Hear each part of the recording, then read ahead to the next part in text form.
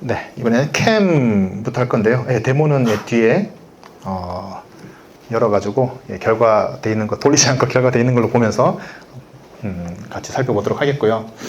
네, 아까 전에 처음에 여러분들한테 말씀드렸던 것처럼 이제 가시화가 되게 중요하다. 분류 혹은 예측 결과에 대한 근거의 시각화는 상당히 직관적이고 임팩트가 있고 중요하다. 인간은 사진을 보고 특정 결과로 분류를 할 때 이미지 전체가 아닌 일부를 통해서 결론을 내리는 경향이 당연히 있겠죠. 마찬가지로 캠이나 그래드 캠이 그리고 LRP가 그러한 특성들을 모사를 해준다. 인간의 어떤 인지력 같이 그런 것들을 말씀드리고 있는 겁니다. 그래서 이미지 분류에 주요하게 작용한 픽셀을 활성화하는 기술이 뭐 캠이나 그래드 캠이나 LRP와 같은 기법이다 라고 이해를 하시면 되겠습니다.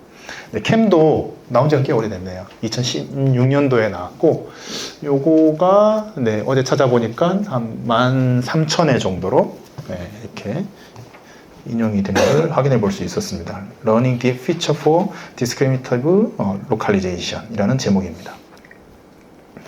네, 그래서 이제 CNN 모델을 우리가 조금 알고 이제 캠을 설명을 듣는 게 좋을 것 같은데요.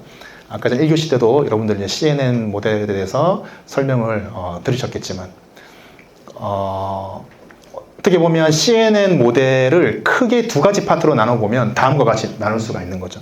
초반에는 아까 전에 손정우 교수님께서 설명 주신 것처럼 피처를 익스트랙션하는 그러한 컨볼루셔널 뉴럴 네트워크로 이루어진 풀링도 하고 이쪽 파트가 있고 이렇게 익스트랙션이 다 끝나고 나서 마지막 피처 맵을 평탄화해서 여기서부터는 우리가 알고 있는 MLP처럼 풀리 커넥티드 레이어를 만드는 겁니다.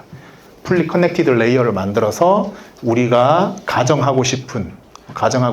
예측하고 싶은 그 그라운드 트루로 노드 매핑을 시키는 거죠. 이렇게. 그래서 이 부분은 클래시피케이션, 후반부는, 전반부는 피처 익스트랙션으로 이렇게 나누어서 우리가 생각해 볼 수 있습니다. 그래서 아까 설명드렸던 것처럼 특성인자 추출은 입력값과 학습된 필터 값과의 합성곱 연산을 통해서 특성인자 맵을 도출하는 부분이고, 뒤에 있는 이 분류기는 마지막에 컨볼루션 블럭의 특성인자 맵 정보를 활용을 해서 클래스 해당 확률 값으로 도출해내는 풀리 커넥티드 레이어다. 이렇게 우리가 잘 알고 있는 모습입니다.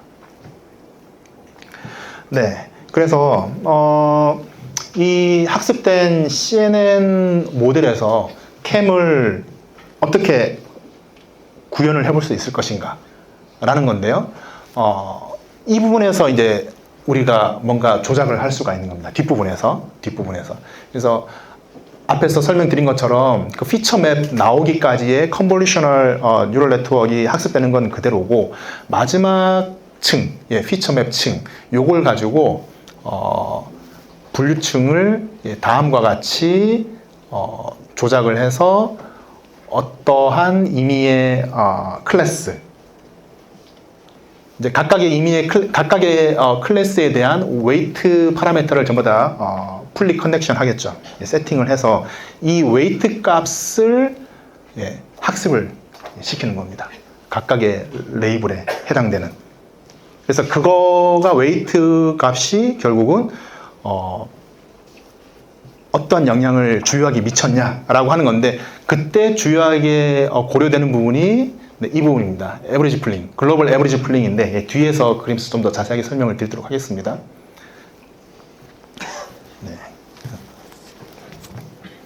그래서 예를 들면 다음과 같습니다. 한번 보시면은 연산 구체적인 예인데요.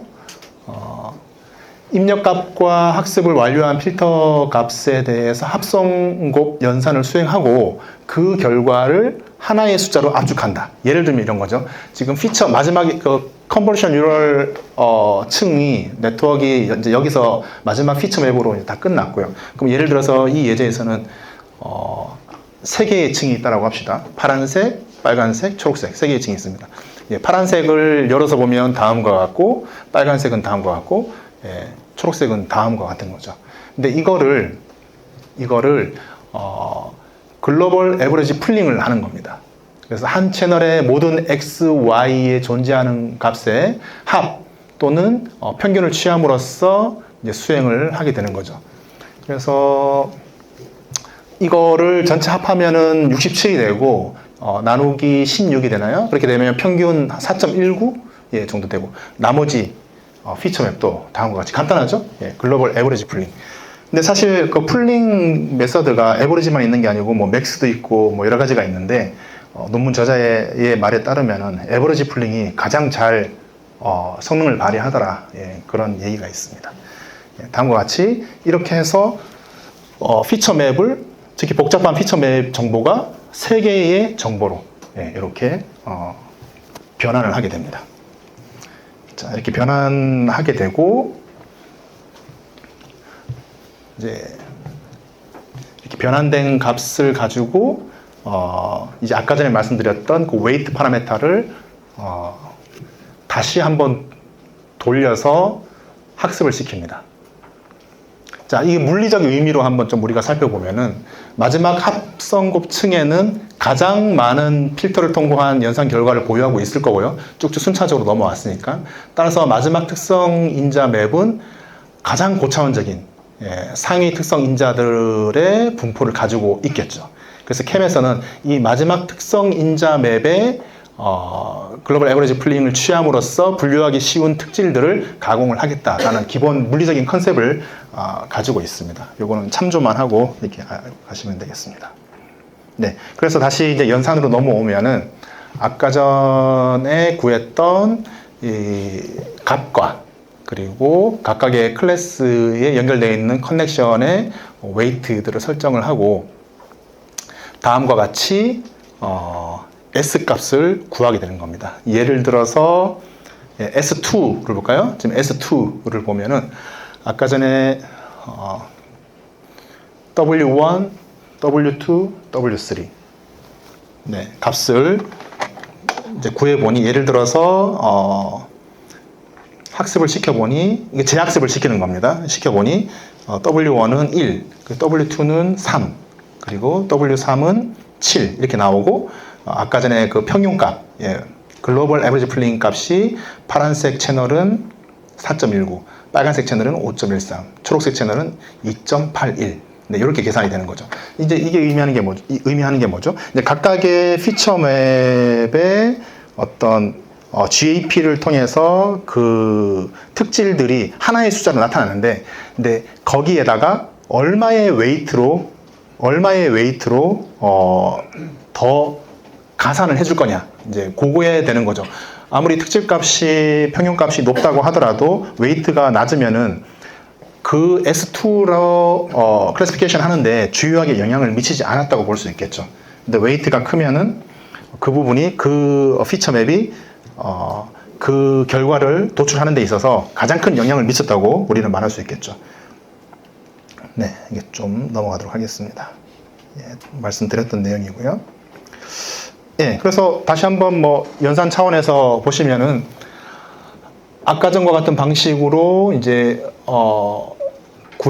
구한 그 웨이트 값으로 웨이트 값에다가 서메이션, 웨이트 값을 가미한 서메이션을 해서 토탈로 계산을 하면 다음과 같이 마지막 요 커널이 나올 수가 있겠죠. 자, 이게 캠이다라고 우리는 말할 수가 있겠습니다. 네, 요거 물리적인 의미는 아까 전에 동일한 그림으로 설명을 드렸기 때문에 좀 넘어가도록 하겠습니다. 예, 수식으로 계속 지금 나타내서 보여드리고 있는 거고요. 예, 동일한 내용입니다. 동일한 내용이고, 네, 요 그림에서 보면은 네, 잠시만 제가 포인터로 좀 바꿔보겠습니다. 네, 그래서 아까 전에 수식으로 숫자로 쭉 설명을 드렸는데 예를 들면은 자, 여기가 지금 W1이고 그리고 이 파란색 파란색 원래 있던 그 피처 맵에다가 W1을 곱해서 히트맵을 그려보면 다음과 같은 거죠. 다음과 같이 나타나고, 그리고 아까 전에 그 빨간색 피처맵을 계산된 W2로 가중해서 가시화시키면 다음과 같이 나타나는 겁니다. 이것들을 전부 다 더해서 오리지널 이미지에다가 오버랩을 시키면 다음과 같이 나타나는 거죠. 지금 보시면은 파란색, 빨간색, 초록색만 봤을 때는 각각의 어떤 히트맵 분량이 다 도드라졌지만 W1이 작은 값이었기 때문에 결과에서 보면은 미미하게 나타나는 거죠. 영향을 덜 미치는 겁니다. 이게 뭐죠? 지금 오스트리안 테리어를 분별하는 데 있어 가지고 어떤 피처 맵이 크게 영향을 미쳤냐, 그거를 나타내는 거죠. 그래서 봤더니만 제가 보기에는 이 두 번째도 영향을 꽤나 미쳤고, 세 번째도 미쳤고, 아마 두 번째가 가장 크게 미쳤고, 그 다음이 세 번째. 아까 전에 우리 봤던 결과에서도 그랬었죠. 네, 넘어가겠습니다. 네, 그렇게 해서 우리가 히트맵을 가시화시킬 수 있는 게 CAM, Class Activation Map이다 라는 것을 우리가 알 수가 있습니다. 네, 한번 콜앱 코드를 열어보도록 하겠습니다. 그 다음에 결과들이 다 나오고 있죠. 디짓으로 지금 돌렸던 코드이고요. 간단하게 보시면은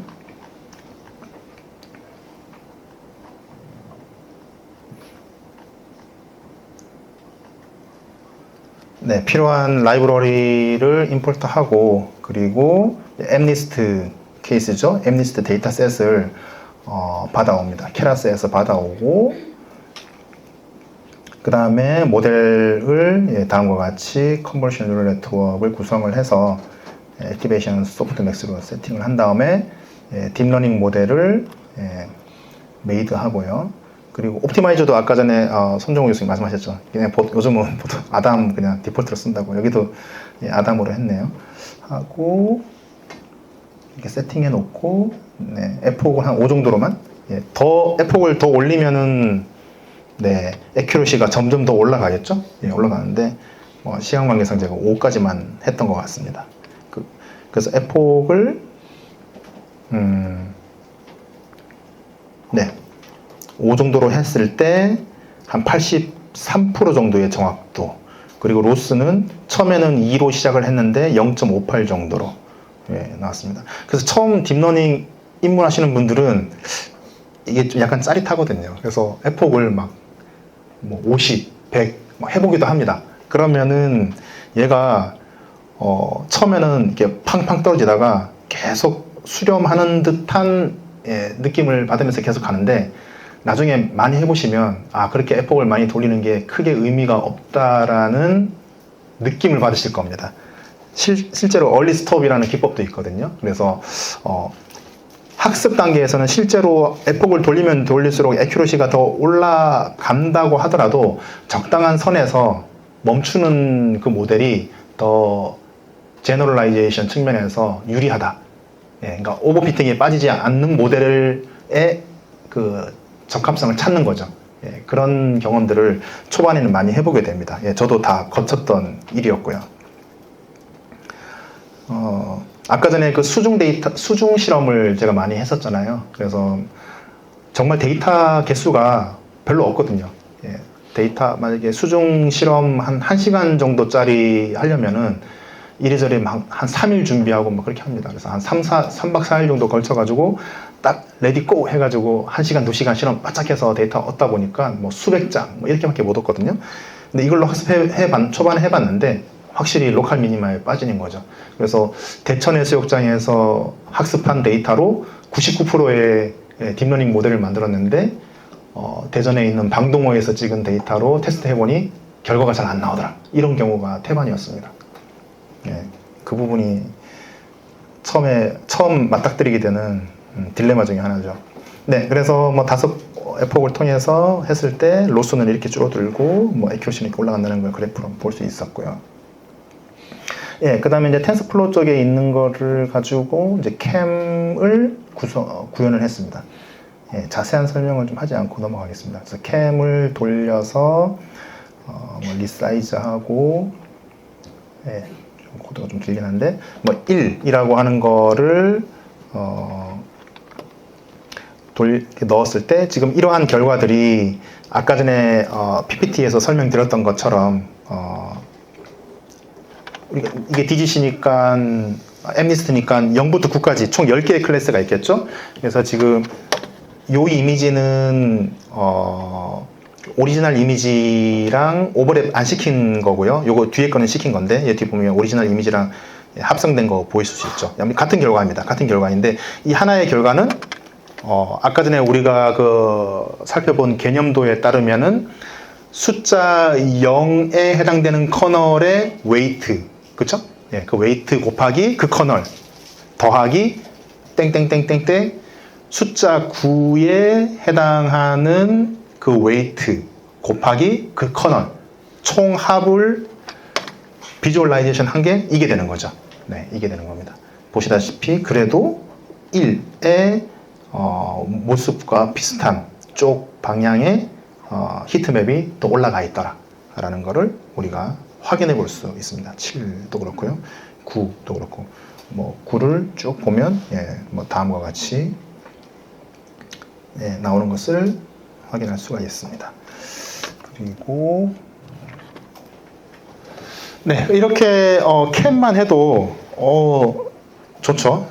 가시화가 되고 설명이 가능해지니까 좋은데 또 한계가 존재하더라 라고 하는 겁니다.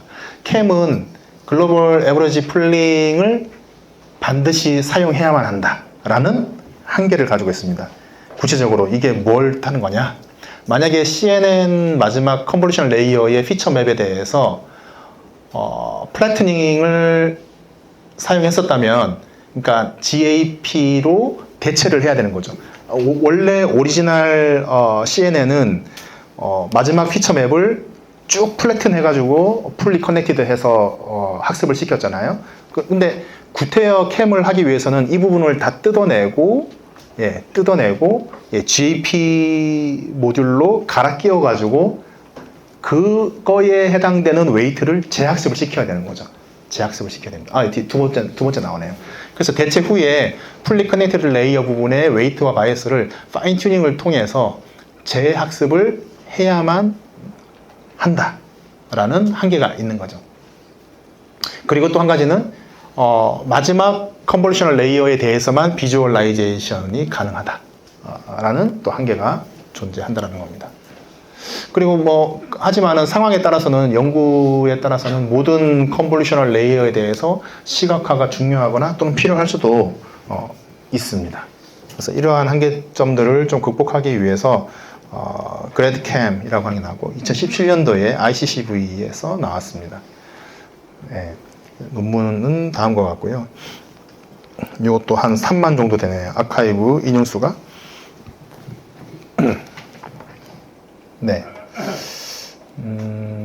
그래서 제목을 보면 GradCam에서 Visual Explanation from Deep Neural Networks via Gradient Based Localization 이라고 논문 제목이 되어 있습니다.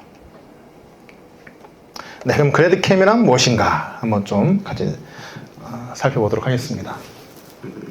그래서 아까 전에 그 CAM의 한계성에서 말씀드렸던 부분처럼 GAP를 사용하지 않고 기존에 있던 CNN 구조를 변형하지 않고 그냥 그대로 사용하는 겁니다.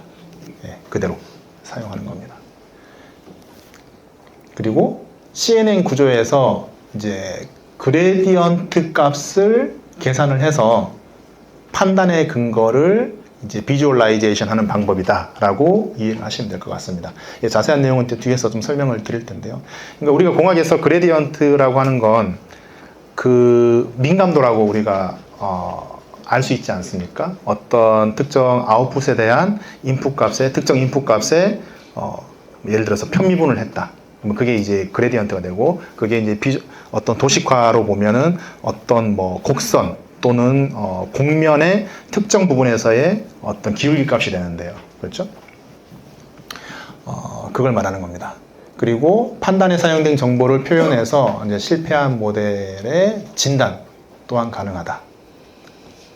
이제 내가 만약에 내 연구에서 뭐 레즈넷 뭐 50 또는 뭐 어떠한 뭐 CNN 르넷이든 그런 모델로 학습을 했는데 학습이 잘 안 되는 거예요. 그래서 이거를 그래드 캠으로 한번 가시화를 시켜 봤을 때 뭐 그 실패를 계속 유발하는 어떠한 요소들이 있을 수 있겠죠. 뭐 데이터 내에서.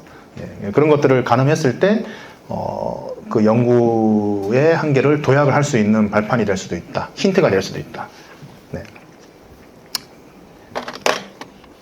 그래서 다시 포인트를 좀 바꿔보겠습니다. 그래서 앞에서 보시는 이 그림은 아까 전에 설명드렸던 이제 GAP로 간합 기운 이제 캠 구조가 될 거고요. 자, 이거는 우리가 알고 있는 그대로입니다. 그렇죠? 예, CNN 모델 그대로인데 이게 이제 그래드 캠 구조로 우리가 보실 수 있습니다. 그래서 CNN 보시면은 이 파란색 피처 맵이 전부 다 플래튼, 벡터라이즈 됩니다. 벡터라이즈 되고 픽셀 단위로 전부 다 벡터라이즈를 쫙 시키는 겁니다. 다른 피처 맵도 마찬가지고요. 그래서 그 픽셀 자체를 아웃풋하고 전부 다 풀리 커넥티드 시키는 거죠. 네, 그래서 이제 분류에 대한 그래디캠의 점수 계산 수식을 우리가 좀 살펴볼 수가 있는데요. 다음과 같습니다. 캠하고 비교했을 때 학습을 통해서 산출됐던 그 가중치, 웨이트를 여기서는 그레디언트를 통해서 산출한 알파 값을 활용을 한다라고 설명이 되어 있습니다. 여기 보면은 오른쪽 밑에 기존의 캠 점수 방식이 있는데 여기 기억나시죠? 이 W는 웨이트였고 그리고 이 A는 그 마지막 그 피처 맵, 그렇죠? 컨볼루셔널 레이어의 마지막 피처 맵의 각각의 피처 채널들이었죠. 그래서 각 해당 웨이트와 그 채널의 값의 합을 통해서 캠의 결과 값을 얻었는데 여기에서는 보시면은 알파라고 표현이 되어 있습니다. 이 알파가 캠하고 비교하면 이제 웨이트 대신에 쓰이는 건데 이게 아까 전에 계속 말씀드렸던 것처럼 그레디언트 값을 통해서 계산이 되어질 수 있는 겁니다. 그리고 자 A랑 곱해서 이제 합을 하는데 여기서 이제 렐루라고 하는 액티베이션 펑션을 씀으로써 이제 필터링을 하는 거죠. 낮은 거는 필요 없는 건 하고 유효성이 있는 것만 살리고 그렇게 해서 나타내는 게 이제 그레이드 캠이다라고 하는 겁니다. 근데 이제 여기에서 보시면은 이 알파 값이 다음과 같은 식으로 나타내질 수 있습니다. 여기 보시는 것처럼 결국 y가 출력값이잖아요. 어떤 임의의 클래스의 출력값이 어떤 임의의 채널의 피처맵에 특정 그 픽셀이 미치는 영향도를 다 계산을 하는 겁니다. 다 계산을 해서 평균값을 내는 거죠. 일종의 이것도 에버리지 플링이 되겠죠. 글로벌 에버리지 플링이 됩니다.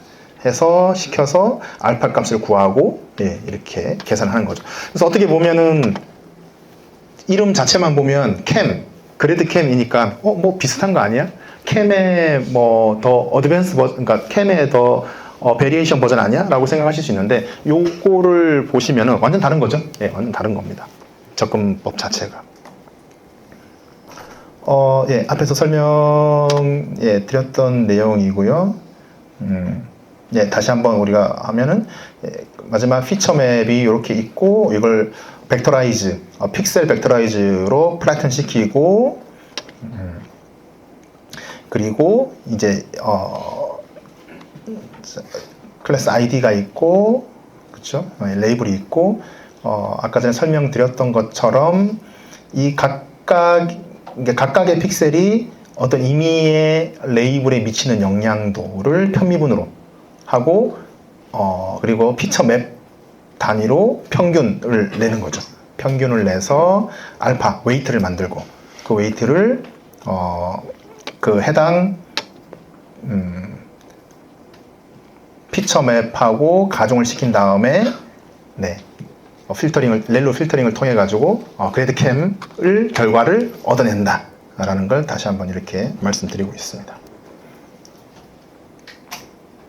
네, 그래서 아까 전에 설명드렸던 것처럼 요 부분이 아까 전에 뭐 캠에서도 우리 봤던 내용은 다르지만 글로벌 에버리지 풀링을 수행을 하는 거죠. 이것도 수행을 해서 알파를 계산을 한다. 그래서 계산된 알파는 예측한 클래스에 대한 피처 맵의 중요도 정보를 포함한다 라는 거죠.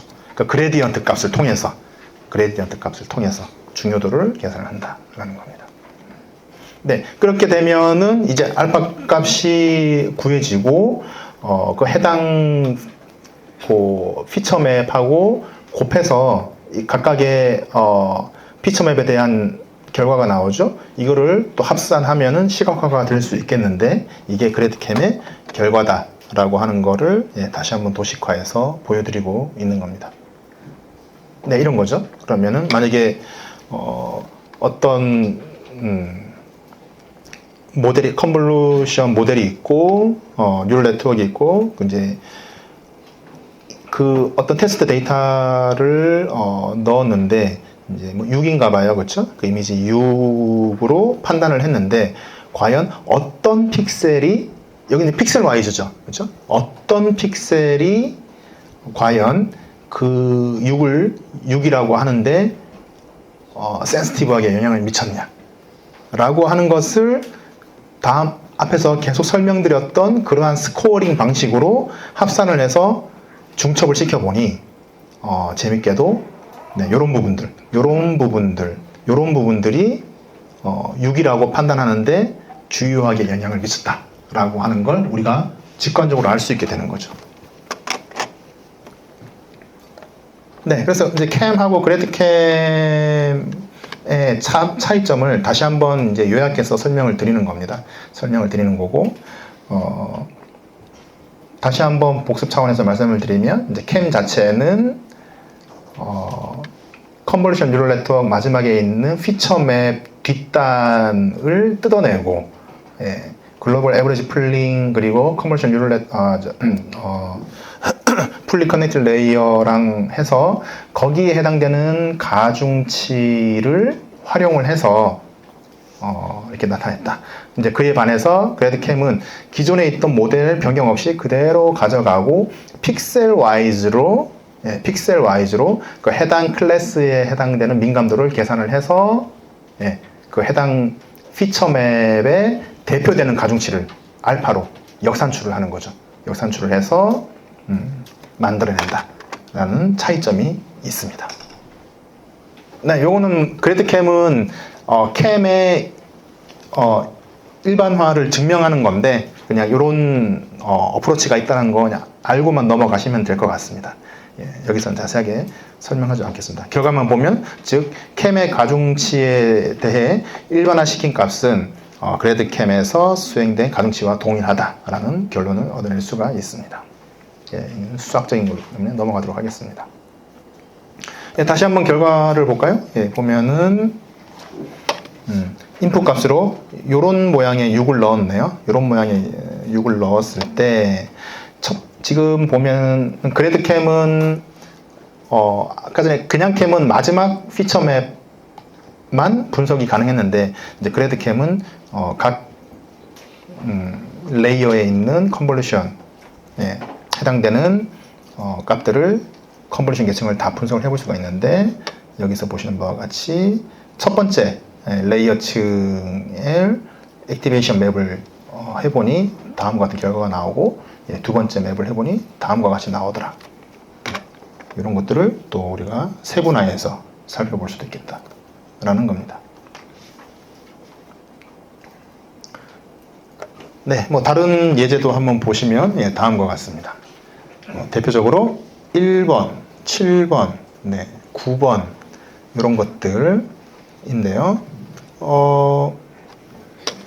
보시면 이제 요게 인풋 데이터하고 그렇죠? 인풋 데이터고 요거는 캠의 그 피처 맵의 마지막 레이어에 오버래핑 시킨 거고 세 번째 컬럼은 그래드캠의 결과인데 레이어 1, 첫 번째 레이어에 가시화 시킨 거고 두 번째 레이어는 다음과 같다 겁니다. 조금 더 해상도가 더 좋고 애큐러시가 좀 더 좋아 보이죠? 그래서 1과 7, 9의 구분은 가로 방향의 특질에 대해서 판단을 하고 유사한 모양에 대해서 판단. 한번 보시면은 어떻습니까? 7 이쪽 부분이 또 히트맵이 높게 나오네요. 9도 이쪽 부분이 높게 나오고 이렇게 우리가 확인할 수 있습니다. 그래드캠도 돌려놓은 결과를 한번 가지고 볼까요? 아까 전에 그 불 마스티프에서 한번 먼저 살짝 봤는데, 그렇죠? 또 다른 예를 준비해온 것도 한번 살펴보도록 하겠습니다.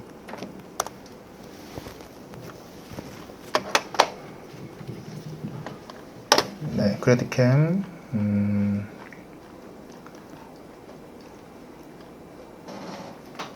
아까 전에 올려놨던 PPT랑 같은 예죠. 그래서 여기서 이제 오리지널 이미지 5인데 그래드캠 히트맵 보시면은 다음과 같이 요 부분이 가장 주요하게 5라고 예측하는데 근거가 됐다라고 우리가 확인해 볼 수 있겠습니다. 0은 조금 뭔가 좀 이상하긴 하네요, 그렇죠? 이 부분, 이 양쪽에 이 부분이 주요하게 됐다. 뭐 이렇게 나왔는데 아마 학습을 많이 안 돌려봤을 거예요. 이것도 시간이 좀 걸려서 제가 짧게 에폭 몇 개만 돌려보고 해서 그런지 조금 히트맵이 좀 만족스럽지 못하긴 한데 상대적으로 봤을 때 0을 판단하는 데 있어 가지고 이 두 부분이 영향을 많이 미치고 있다라는 것을 우리가 가늠해 볼 수가 있습니다. 이제 한 가지가 남았습니다. LRP 설명을 좀 하고 이제 본 수업을 좀 마무리 좀 해볼 수 있도록 하겠습니다. 레이와이즈드 렐레번스 프로파게이션이라고 하는 세 번째 기법인데요. 한번 볼까요? 캠이나 이제 그래드캠은 중요도, 그렇죠? 그 피처맵의 중요도, 그리고 그래드캠은 기울기 값을 활용해서 커널의 가중치를 표현하고 있는 모델이었죠. 그리고 결과물이 이제 등고선 모양, 히트맵이죠. 히트맵으로 나타나는데 LRP는 이제 출력 값의 분류 정보가 픽셀 단위 값으로 완전히 분해됩니다. 픽셀, 그러니까 모든 픽셀에 대해서 그 민감도를 전부 다 계산을 해내는 거죠. 그래서 각 유런의 출력 값을 기여도로 표현을 하고 결과물이 이제 점 구름과 같이 포인트 클라우드 점군과 같이 이렇게 나타낼 수 있다라고 하는 거죠. 예를 들면 인풋 값으로 이런 새랑 강아지가 있을 때 이제 캠은 히트맵으로 보면 이제 뭐 이런 식으로 우리가 얻어낼 수 있고 LRP로 돌리면은 이런 픽셀 단위로 우리가 살펴볼 수 있다. 그래서 예를 좀 볼까요? 예를 보면 이미지넷에서 라지 스케일 비주얼 레코니션 챌린지 데이터입니다. 그래서 구글넷을 기반으로 한 LRP 예시 결과가 다음과 같네요. 보시면 개구리도 여기서 자 포인터 개구리도 개구리 있는 쪽 그 픽셀들이 개구리라고 판단하는데 주요한 영향을 미치고 있고요. 뭐 다른 것들도 보면 이게 무슨 상어죠? 뭐 무슨 정확한 이름을 모르겠는데 고양이도 되게 웃기네요. 픽셀 LRP 결과가 되게 윤곽선을 잘 따라서 이렇게 해주고 있는 것도 보실 수가 있네요. 논문은 다음과 같습니다. 플러스 원의 2015년도에 출판되었던 플러스 원에서 출판되었던 거고요. On pixel-wise explanation for non-linear classifier decisions by layer-wise relevance propagation 이라는 제목으로 되었었습니다. 이것도 제가 논문에 있는 거를 캡처를 해서 좀 가지고 왔는데 이게 오리지널 그림이고 네. 그리고 이게 이제 버스라고 판명하는데 주요한 원인이 됐던 픽셀들, 요거는 히트맵이고 픽셀들을 이제 세그멘테이션 해서 바이너리로 세그멘테이션 해서 이게 또 보여주기도 하고 다른 케이스도 그렇습니다. 예, 그럼 키 아이디어를 좀 같이 살펴보도록 하겠습니다. 결국은 디컴포지션 기법이 좀 사용이 되는데요. 테일러 시리즈를 활용을 해서 학습이 이미 완료된 인공지능, 비선형이죠. 극강의 비선형 모델이죠. 딥러닝 모델이 극강의 비선형 모델의 출력 결과를 분해를 하는 겁니다. 예, 분해를 하는 겁니다. 자, 분해를 하는 거고, 예를 들면은 각 픽셀에 대해서 모든 기여도를 다음과 같이 디컴포지션해서 뽑고 싶다. 예, 뽑고 싶다. 예, 그런 기본적인 컨셉을 가지고 있습니다. 그래서 이 그림에서 지금 잘 나타내주고 있네요. 이제 아웃풋이 이렇게 나왔다면 아웃풋이 이렇게 나오게 하도록 원인이 된 그 이전 단계에서의 기여도, 그렇죠? 이전 뉴런에서의 기여도는 얼마냐를 일일이 다 따져보는 겁니다. 예, 민감도로 다 따져보는 거죠. 기여도 문제를 다 따져보고 또 이렇게 따지고 난 후에 다시 한번 백프로파게이션으로 모든 기여도를 렐레번스 프로파게이션 하는 거죠. 그래서 각각의 뉴런은 마지막에 출력값에 기여하는 기여도를 가지고 있다라고 우리가 생각할 수 있고, 출력값에서부터 시작해서 기여도를 이전층 방향으로 계속 재분배, 리디스트리뷰션 하는 거죠. 계속 재분배해서 나가는 겁니다. 나가다 보면 인풋 이미지까지 오게 되겠죠. 예, 그러면 인풋 이미지에 픽셀 와이즈로, 그렇죠? 그 스코어를 우리가 결국에는 얻어낼 수 있겠다라는 게 있습니다. 그 정답에 기여하는 기여도를 입력층에 이를 때까지 반복해서 계속 재분배하는 거죠. 백프로파게이션 하는 겁니다.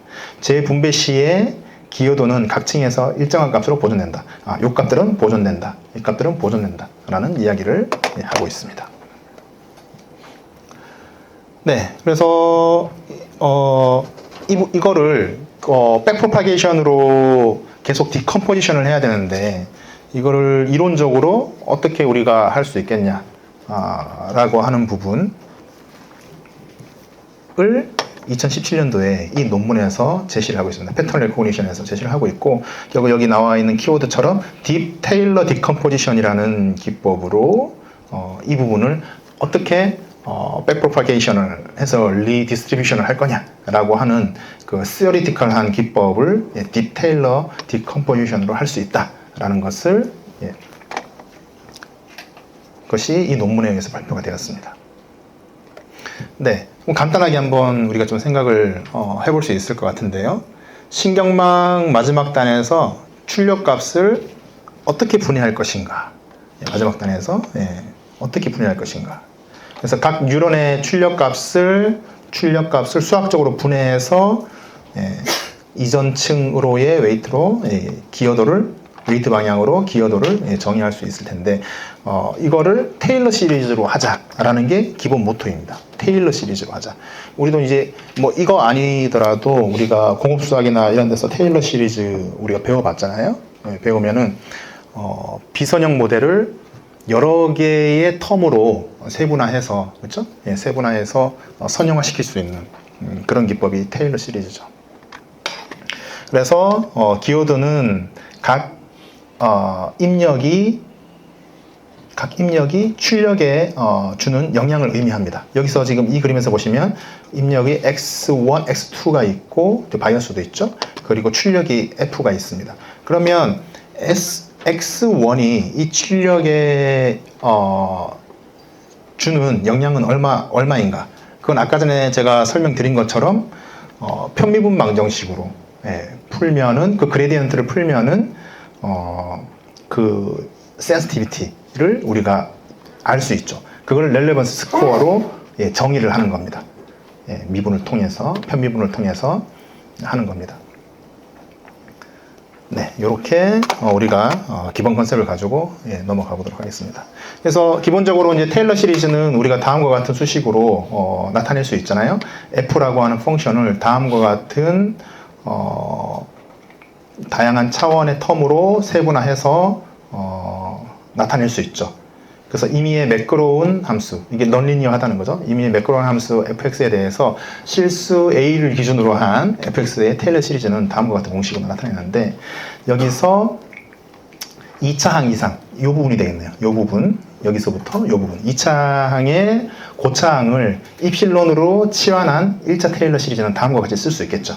그렇죠? 상수항과 1차 항, 그리고 뒤에는 고차 항은 퉁쳐가지고 하나의 입실론으로 이렇게 할 수 있습니다. 그래서 이 부분이 그러면 우리가 보면은 x 변화에 따른 fx의 변화량, 기여도다라는 걸 우리가 가늠할 수가 있겠죠. 자, 근데 이제 여기서는 이제 x가 하나 싱글 베리어일 때 이렇게 상위분으로 표현할 수 있는데, 사실 우리가 딥러닝에서는 아까 전에 인풋도 x1, x2, 바이어스 이렇게 들어왔잖아요. 멀티 베리에이트입니다. 그래서 멀티 베리에이트 테일러 시리즈로 변환을 하면 다음과 같이 편미분으로 쓸 수 있습니다. 그래서 2차 이상의 고차항을 입실론으로 치환한 1차 다변수 테일러 시리즈는 다음과 같이 쓸 수 있다. 충분히 이해가 되시겠죠? 편미분으로 하고 시그마를 앞에 붙였습니다.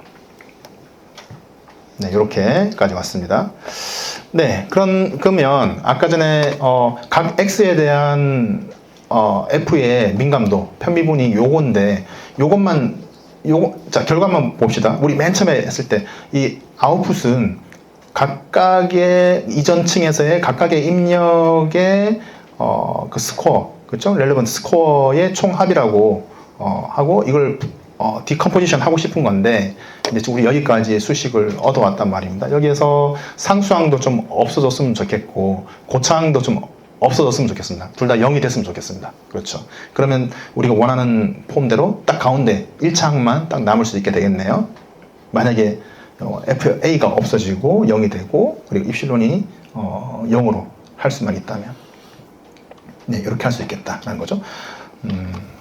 그러면은 깔끔하게 출력값 fx에 대한 입력값의 기여도 표현이 깔끔하게 가능해지게 되겠다라는 걸 말씀드리겠습니다. 자, 그럼 첫 번째, 그러면 입실론이 0이라고 가정할 수 있다면 이라고 한번 생각을 해보는 겁니다. 자, 입력 2개와 출력 하나를 갖고 있는 활성함수 렐루 류련이 다음과 같이 있을 때 w x 더하기 b의 시그마가 0보다 큰 경우에 대해서만 분석하면 되겠죠? 분석하면 됩니다. 나머지 0과 같거나 0보다 작은 값들은 렐루에 의해서 액티베이션 펑션에 의해서 자동으로 0이 될 테니까요. 0이 될 테니까 이 부분만을 우리가 좀 따져보면 되는데, 근데 우리가 알고 있다시피 이 멀티베리에이트이기 때문에 우리가 멀티베리에이트는 기본적으로 그 변수에 의해서 2차 이상의 편미분 계수는 우리가 0에 가깝다라고 많은 가정을 하죠. 우리가 기본적으로 수식을 공학적으로 좀 심플리파이 시킬 때 뭐 이런 가정들을 많이 합니다. 그래서 고차항들은 이렇게 편미분을 통해서 편미분 계수는 모두 0이 될 것이다 라고 우리가 가정을 해버리면 간단하게 입실론은 0이다 라고 우리가 그런 과정을 좀 해볼 수가 있겠습니다. 그 과정까지 넣게 되면 입실론이 사라졌습니다. 사라지고 이제 여기까지만 남게 되겠죠. 자, 이제 문제는 FA만 0으로 만들면 되는데요. FA만 0으로 만들면 됩니다. FA만. 자, 그러면 이 얘기는 무슨 얘기냐면 펑션 FA를 0으로 가게끔 해줄 수 있는 A를 수학적으로만 찾을 수 있으면 그냥 끝이다. 이 A, 요거를 만족시키는 A를 수학적으로 찾을 수만 있으면 끝이다. 자, 그래서 A라고 하는 요 값은 테일러 급수에서 함수를 근사하기 시작하는 점이라고 우리가 생각해 볼 수가 있고요. 지금 그림으로 보면은 이제 렐루를 보면 약간 2차원적으로 표시가 되어 있는데 0으로 되어 있다가 어떤 특정 바운더리에서 이제 엘리베이션을 다음과 같이 하고 있죠. 어떻게 보면 A는 요 값이 되겠죠. 지금 현재 X가 여기 있다면은 A는 요 X까지 쭉 인크리멘탈하게 올라가기 시작하는 요 첫 번째 시작점. 네. 변곡점이죠. 예, 시작점. 여기를 A라고 우리는 생각해 볼 수 있습니다. 요 A만 찾으면 되는 거죠. 그래서 A를 적절하게 선정해서 이 FA는 0을 만족하게 해야 되는데 이걸 어떻게 해줄 수 있을까? 라는 이야기입니다. 네, 그래서 약간 수학적인 건데요. 예, 좀 짧게 간단하게 좀 넘어가겠습니다. 그 개념적으로만 좀 설명을 드리면 지금 보시면은 요 1번씩 정도만 이해하시고 나머지는 쭉 대입만 하면 쭉쭉쭉 그냥 해석이 되는 부분이기 때문에 이 부분만 우리가 한번 물리적으로 따져보자면 이 A라는 것은 X에서 자, X 벡터에서 이 A로 향하는 요 단위 벡터에다가 그 크기만큼만 곱해주면 된다. 예, 그게 기본 컨셉입니다. 근데 생각해 보면은 X 벡터에서 A 벡터까지 가는 요 벡터는 결국은 W 벡터가 되겠죠. 예, W 벡터가 됩니다. W 벡터가 되고 이 W 벡터의 스케일 T, 임의의 스케일 T를 곱해주고 이거를 X에서부터 X 더하기 이걸 T W 벡터를 해주면 A를 이렇게 정의할 수 있다, 찾을 수 있다라는 겁니다. 이제 이런 기본적인 이제 물리적인 상황이죠. 이제 물리적인 기하학적인 상황을 우리가 수식으로 뽑아내는 거죠. 뽑아내고 자 다시 설명하면 입력 데이터 X에 대해서 그레디언트를 따라서 T만큼 내려가다 보면은 A와 만난다. 예, 그게 이제 수식 1이 됩니다. 그 수식 2는 우리가 앞에서 살펴봤던 거고요. 그래서 식 1을 2에다가 대입을 하면 예, 뭐 다음과 같이 됐고, 자, 위의 식을 T에 대해서 전개를 하면 이제 식 3과 같이 얻을 수 있습니다. 이거는 이제 2항만 하면 되겠죠? 2항만 하면 됩니다. 틱 3, 자, 식 3을 얻을 수가 있고, 3을 다시 1에 대입하면 예, 식 4를 얻을 수가 있고, 예, 예. 그래서 식 3을 식 1에다 대입하면 다음과 같이 식 4를 얻을 수 있고 식 4를 통해서 fx를 다음과 같이 표현한다. 어차피 이 a 지금 식 4로 우리가 뽑아낸 이 a를 fa에다 집어넣으면 0이 될 수밖에 없어요. 왜냐하면 식 4까지 구하는데 모든 가정을 그게 0이 되는 a를 구한 거거든요. 예, 그게 바로 이 식 4가 됩니다. fa를 0이 되게 하는 그 a가 바로 요거거든요. 그래서 이거를 넣으면 아까 전에 우리가 없애고 싶었던 상수항 FA가 0이 되게 되는 거죠. 0이 되고 예, 다음과 같이 식이 유도가 되게 됩니다. 그래서 결론적으로 출력값 F의 입력값의 기여도로 다음과 같이 표현이 가능하다 라고 하는 겁니다.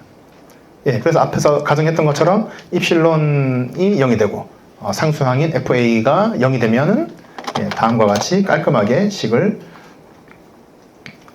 우리가 구할 수 있다. 그래서 W도 주어진 거고 X도 주어진 거고 B도 주어진 값이므로 예, 다음과 같이 디컴포지션 할 수 있다. 기여도를 계산할 수 있다.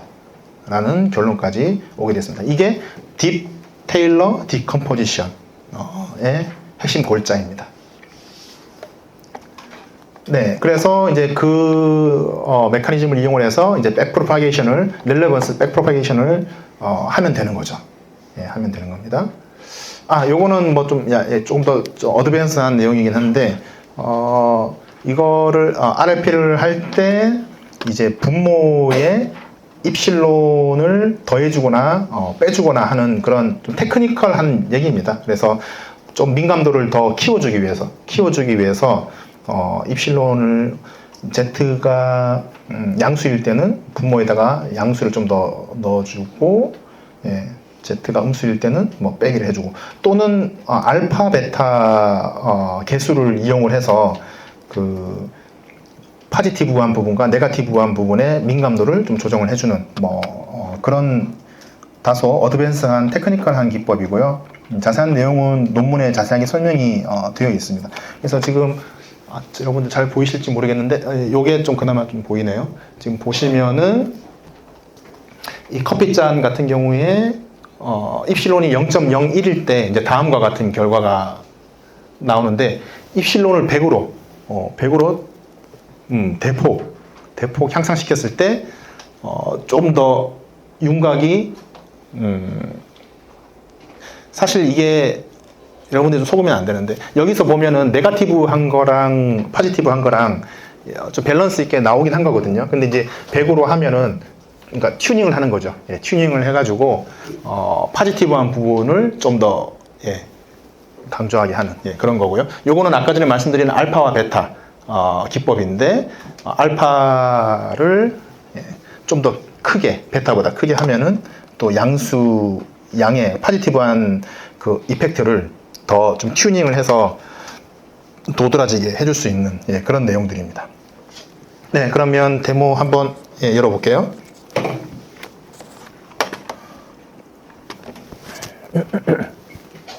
네, 이것도 간단하게 엠니스트 데이터셋으로 좀 준비를 해봤고요. 텐서플로우 있는 거를 좀 가져다가 썼습니다. 데이터셋 다음과 같이 엠니스트 준비를 좀 하고 신경망 모델을 다음과 같이 풀리 커넥티드 레이어로 좀 준비를 했네요. 준비했고 LRP는 다음과 같이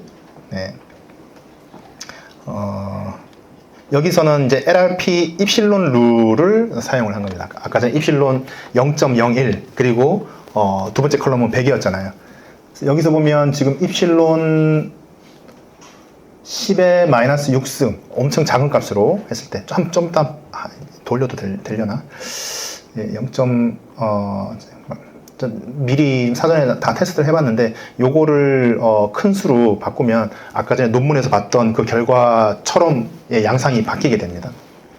네, 그렇게 해서 LRP 시각화를 해서 보면 뭐 1 같은 경우에 다음과 같은 걸 볼 수가 있고요. 여기서 또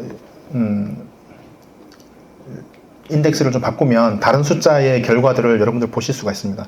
이게 또 돌렸다가 갑자기 또 멎을까봐 우려돼가지고 미처 지금 돌려보지는 못하겠는데 여러분들 아까 전에 처음에 2교시 시작할 때 말씀드렸던 그 기계 인공지능 연구의 홈페이지에 만약에 버전이 올드한 게 있다면 제가 지금 오늘 보여드린 실습 코드로 우리 강습회 끝나자마자 바로 회장님 협조를 구해서 갱신을 좀 해놓을 테니까요. 여러분들이 실험을 해보실 수도 있습니다. 아까 입실론 룰이거든요. 아까 10의 마이너스 6승으로 되어 있는 거를 크게 키우면은 또 양의 포지티브한 영역이 더 도드라지게 보이게 할 수가 있습니다. 그리고 이게 좀 약간 픽셀 와이즈로 사실 된다고 했는데 이 엠니스트 자체가 해상도가 떨어지기 때문에 픽셀 와이즈로 해도 그냥 이렇게 보이는 경향이 있는데 해상도가 만약에 높은 이미지라면 아까 전에 우리 논문에서 봤던 그런 양상으로 어떤 윤곽이 드러나는 근거가 되는 그런 것들을 결과를 도출해 볼 수 있겠습니다. 네, 이제 마무리를 하도록 하겠습니다. 네, 이것도 뭐 잠깐 소개만 해드리면 이렇게 수업 준비를 하다 보니까 이런 기법도 있더라고요. 인테그레이티드 그레디언트 뭐 이런 게 있는데 그냥 그림으로만 보면은 어떤 의미의 이미지가 있으면은 이걸 베이스라인을 0으로 잡고 인텐시티를 이렇게 세분화시킵니다. 세분화시켜서 샘플링을 쭉 한 다음에 각각의 샘플링된 이미지의 피처를 추출을 해서 이거를 인테그레이션 한다는 게 기본 핵심 요지거든요. 좀 재밌더라고요. 이런 생각은 저도 해본 적이 없는데 인텐시티, 그러니까 인풋 이미지는 인텐시티가 뭐 최고 1이라고 생각을 한다면 이때는 그림이 작아서 잘 보이시진 않겠지만 여기 보시면은 이렇게 물을 이렇게 쏘는 뭐 그런 이미지인데 오리지널 이미지에서는 피처가 제대로 잡히지 않거든요. 근데 인텐시티를 어느 정도 낮추니까 이 지금 물줄기가 피처가 잘 도드라지는 이런 것들이 있습니다. 그래서 이런 것들을 전부 다 인테그레이티드 그레디언트를 해서 해볼 수 있다라고 하는 그런 거고요. 아까 전에 앞에서도 1교시에서도 말씀드렸던 그런 짧게 지나갔던 그런 흥미로웠던 예제들은 밑에 보면 유튜브 링크 관련된 거 다 걸어놨거든요. 저도 뭐 살짝 확인했던 건데요. 네, 참조하시면 될 것 같습니다. 예, 그래서 좀 마무리를 해보자면 뭐 가이드라고까지 할 필요 있을까요? 그 데이터의 유형에 따라서 뭐 여러 가지 방법론들을 우리가 해볼 수가 있겠죠. 테이블 데이터는 뭐 샵이나 라임, 뭐 PDP 뭐 이런 것들, 특성의 중요도 정량화를 하기 용이하고, 이미지는 오늘 우리 보셨던 것처럼 그래드캠, 캠보다는 그래드캠을 많이 씁니다. 네, 이렇게 생각하시면 되고요. 뭐 텍스트나 뭐 시계열도 우리가 다양한 기법으로 해볼 수 있다. 예, 요거는 아까 전에 서론에서 뭐 누차 말씀드렸던 부분이라서 결론에서는 다시 리바이브 하진 않겠습니다. 네, 이 정도로 제가 준비한 내용은, 예, 한 가지 남았군요.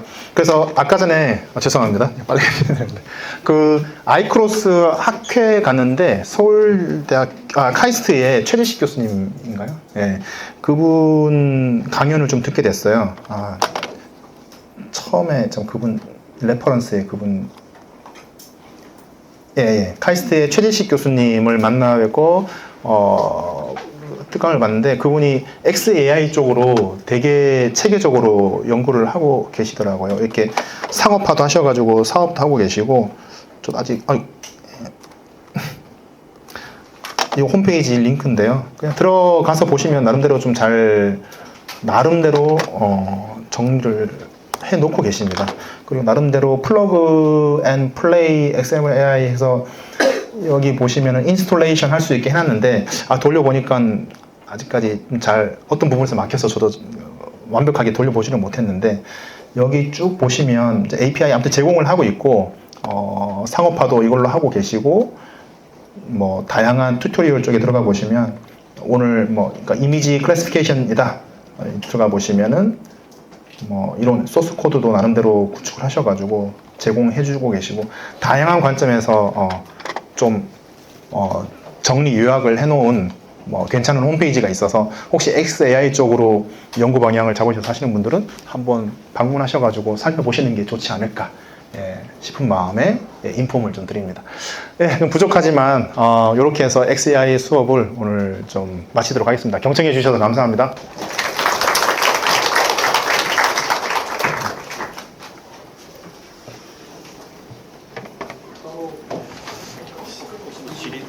지금 시간이 한번 그래도 시간이 좀 흘렀지만 혹시 질문 있으시면은 질문 주시면은 제가 성심성의껏 답변을 해드리도록 하겠습니다. 질문자. 네, 말씀 주세요.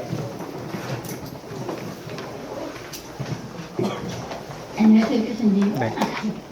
강의 너무 잘 들었고요. 네, 감사합니다. 그 XAI가 보면 네. 중요 부분을 시각화하면서 설명을 하는 거잖아요. 네, 맞습니다. 그러면 그게 왜 중요한지에 대해서도 설명이 혹시 가능하신지? 그러니까 오늘 강의 드린 내용으로만 근거를 한다면 사실 그게 왜 중요한지가, 아까 뭐 그레디언트라든지 이런 다양한 그 웨이트를 계산을 하는 철학 자체가 어떻게 보면 그 민감도를 따져보는 건데, 다 이제 수식 기반으로 되어 있긴 하죠.